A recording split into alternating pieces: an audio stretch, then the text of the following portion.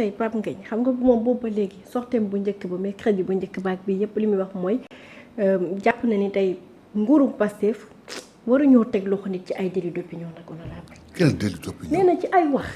Il faudrait que Pape Ngagne Ndiaye c'est un journaliste bu mu fontoon nit ñi Pape Ngagne Ndiaye c'est un journaliste. Que les gens arrêtent de se cacher derrière un délit d'opinion. Les gens sont sur les plateaux du matin au soir ñi nekk ci plateau yi mat nañu 200 ñaata lañ ci yàpp 6 ou 7 mais c'est parce que doon déraper. Moi je suis là je dis ce que je pense ah ñu jox ma sama délit d'opinion je dis ce que je pense. Est-ce que déraper na ma wax nit loo xam ne dañ koy dugal léegi Pape Ngagne Ndiaye si délit d'opinion la ko wax na wax li gaa ñu wax ba xam. moom kay du ko wax nag. kon nag mu noppi yow loo xam ne ñi moo ko wax sii de nga ko wax ragal nga ko wax wala jomm nga ko wax nit am fitu wax ko ñu jàpp ko nga ni li mu def deful dara waxal li mu wax c'est très simple.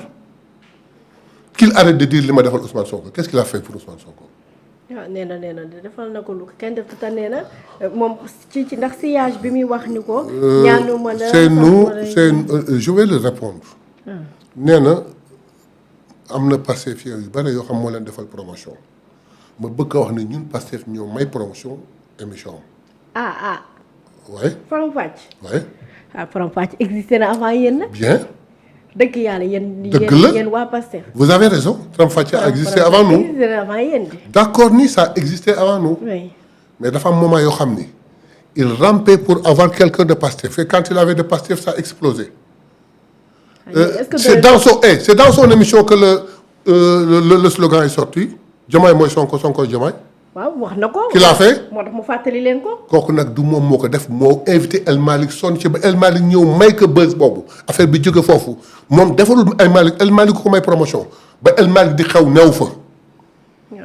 bu ko invité wu woon nag du ngeen am loolu nag. mais c'est parce que invité wul n'importe qui il n'est pas allé dans la rue trouver quelqu'un pour l'inviter il a invité El Malick Ndiaye. Qui est El Malick Ndiaye? Le gars le plus convoité par les télévisions. Il veut me dire qu'il a fait la promotion de El Malick Ndiaye alors qu'il courait derrière lui pour l'avoir cette émission. Et dans son émission est né le slogan Ousmane Diomaye mooy Sonko Sonko Diomaye. D'accord waxuma ni c'est une chance waxuma ni amu ci lu mu ci def mais qu'ils ne disent pas qu'il a fait une promotion des gars de Pastef non du tout je le regrette masul invité ku siiwul. mais nag honorable lu tax le fait que ngeen dégg Pape Ngagne ni def na ay promotion yu Pastef rek ñëpp ngeen ni yéen wax jooju du ngeen ko dégg. parce que léegi mais nag kii. waaw mën naa am je ne comprends pas l'expression faire la promotion de quelqu'un. waaw. parce que si sama entendement. waaw. Faire la promotion de quelqu'un da ngay fekk koo xam ne mi ngi débrouiller ci dara mënu cee am tur nga jël ko indi ko sa plateau naxanteeg moom wax ko orienté yóbbu ko may ko tur. foogoon naan loolooy def promotion nit. waaw bokkul ak ki nga xam ni dafa am tur ñëpp di ko bëgg.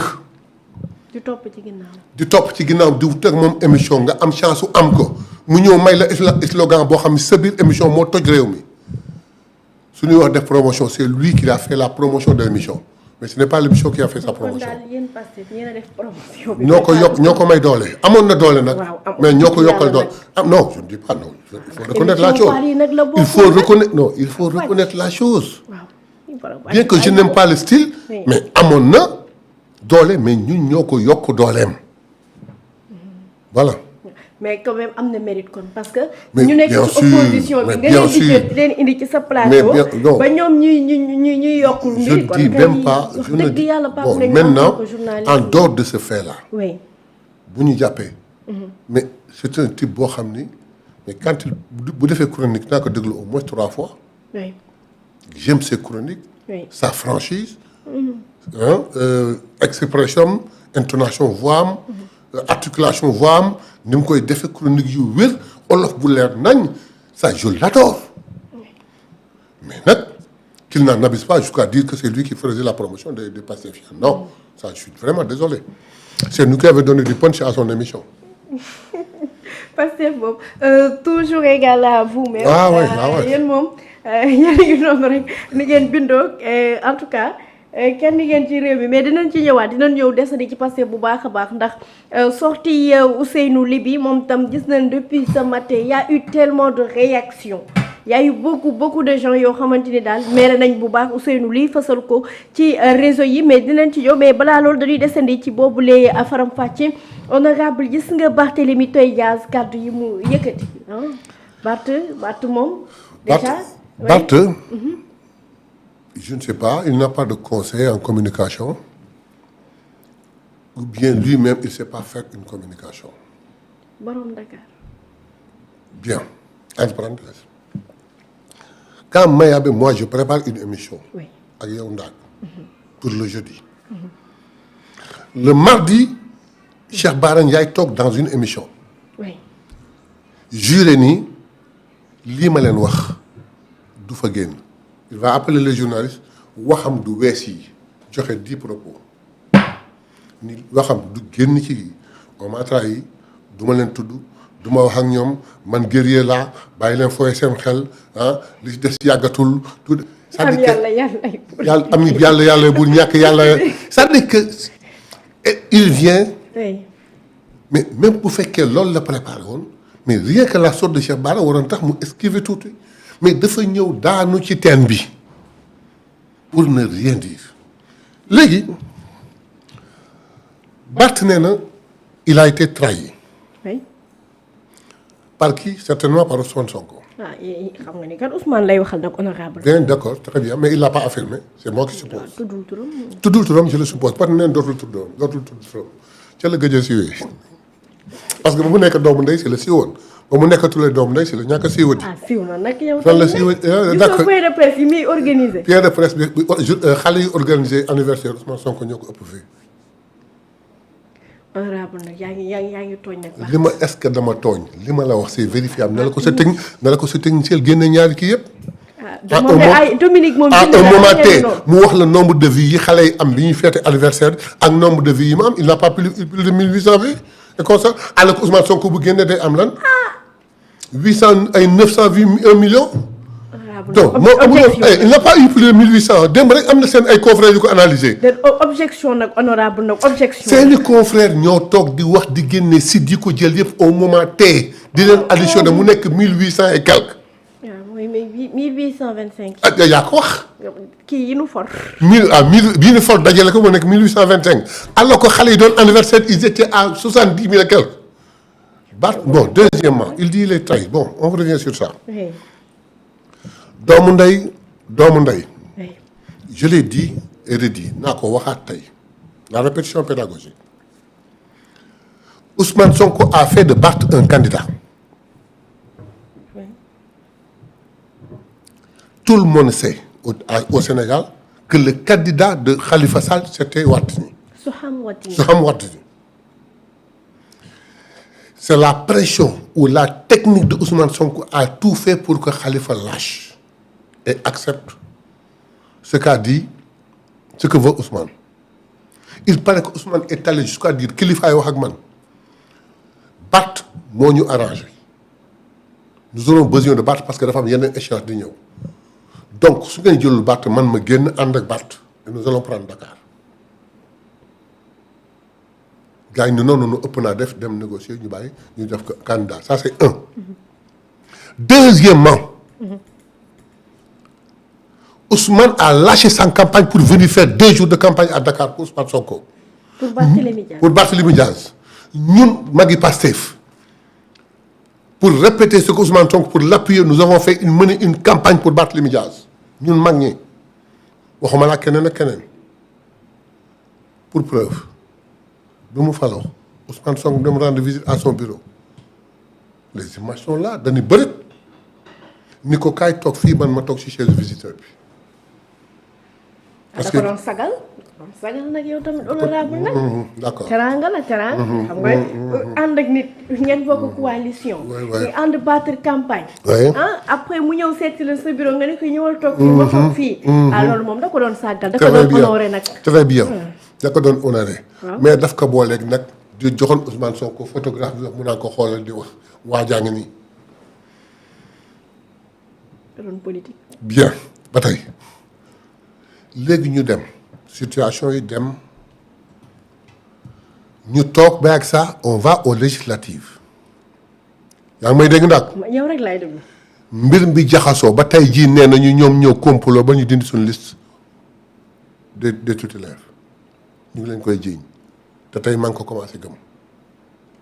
honorable nan déedéet bu ñu ci tardé nañ dem rek ci trahison bi. nañ dem non dama ñëw ci loolu bu yàq trahison bi dàq. demal. ñu toog Khalifa jaxle jànnaxe Ousmane Sonko ni ko Khalifa foo leen toll. mu ni ko woy Barth nee na dafa bëgg ñaar yu puissant à Dakar yu ko mën a jàppale parce que il a besoin de. oui. mu ni ko Khalifa waxal ak Barth. une heure après Ousmane rappelle. Khalifa foo leen toll mu naan ko woy Barth mun ko Khalifa raccrochel woor Barth nga dugal ma. c'est une vidéo virale mi ngi ci internet. ndax mooy coowalu leader ba. duglul tey la Barth yàpp Ousmane Sonko. bi Khalifa wooyee Barth dugal Ousmane Sonko dafa ne que Barthélémy tu n'es pas un leader nous avons décidé génneel góor dugal jigéen